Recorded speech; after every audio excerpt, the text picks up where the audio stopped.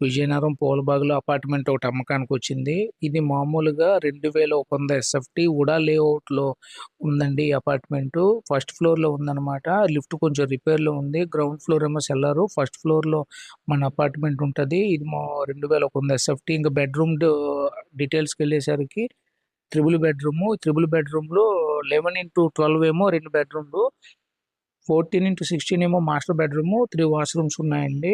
తర్వాత ఇక్కడ loan process చాలా ఈజీగా జరుగుతది. ఎందుకంటే వుడా లేఅవుట్ కాబట్టి. దీని వెనకే మోడల్ స్కూల్ ఉందండి.